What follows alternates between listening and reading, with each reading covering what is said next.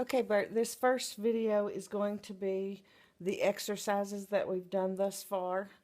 My Dulcimer's a little bit bigger than yours, so I want to tell you where we are here. This would be your low G over here on your bass bridge. This will be your D. So you don't have all this, so don't let this confuse you because, you're going from here up. So one of the first things that we learned was how to do a shed pattern.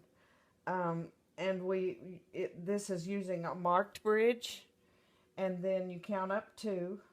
So this would be 1 on the right hand side, and you would use 1, 2, 3, 4, 5, 6, 7, 8. So you're going to use 1, 3, 5, and 8. Okay, and it's going to sound like this. Okay, the name of the chord is the first note that you play. So if this is a D and you play a shed, it's a D major chord. Okay, if you start it from a marked bridge, it's going to be a major chord. If you do the same thing and start it from a non-marked bridge, it's going to be a minor chord. So if this is E and it's a non-marked bridge and I play a shed, it's going to be an E minor chord. Okay? Sheds need to be played left, right, left, right. You have to start them with your left hand, because if you start it with your right, watch what happens. You have to cross like that, and you don't want to have to do that because you'll get your hands tied in a knot. So it's going to be left, right, left, right. And you need to practice just like this, so it'll just be really fluid. Sorry, I hit the wrong note there. Practice it all over your instrument. That's a G major chord, C major chord,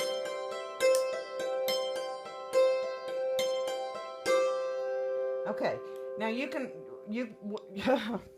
we talked about 4/4 scales, 5/3 scales, and 6/2 scales. Meaning, if a 4/4 scale, you're going to play 1, 2, 3, 4, and then you're going to cross the bridge and play 5, 6, 7, 8. You can do the same thing from the bass bridge to the treble bridge. So if you start here on the marked bridge, you're going to play 1, 2, 3, 4, 5, 6, 7, 8. So that's a whole scale, the G scale. So it stands to reason that if you've got a 4/4 scale here, just like you did here, that if you play a shed pattern 1, 3, 5, 8, then you've got a major chord there too, from the bass bridge to the treble bridge.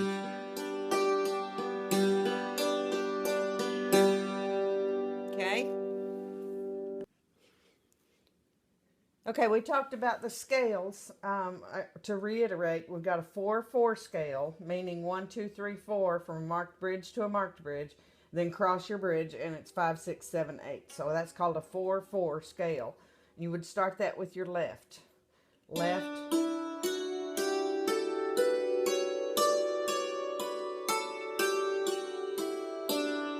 okay, so you're going to play 1, 2, 3, 4, and that was left, right, left, right.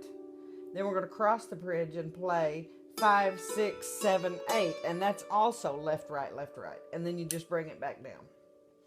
Okay, that's a 4/4. A 5/3 scale, you start with your right hand, and you're going to play up 5, and then you're going to come across to get 6, 7, 8. So it's going to go like this: 1, 2, 3, 4, 5. Cross over to your B here and get 6, 7, 8. Cross to your A.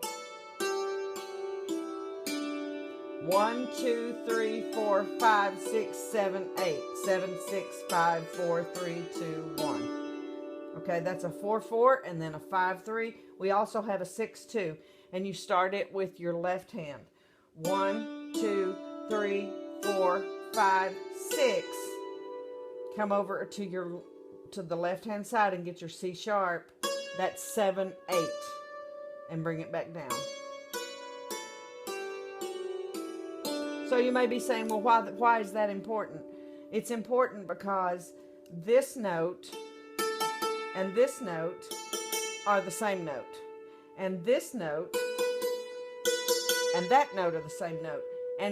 And as you get into your playing, you will realize that sometimes you'll use this one and sometimes you'll use this one. And what determines that is the note that follows it. The last thing that I want to do on this exercise video is a 2-octave arpeggio. And you're always going to start, if you start from a marked bridge, if we're going to do a 2-octave G, we're going to start with this G right here on your bass bridge, and you're going to play right, left, right.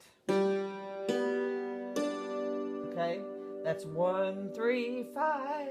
Okay. Then you're going to come across to your G and play a shed pattern. So that's 2 full octaves. You've gone from this G to this G to this G. So that's a 1, 3, 5, G, B, D, right, left, right. And then you're going to come across to your G. It's going to be left, right, G, B, D, G.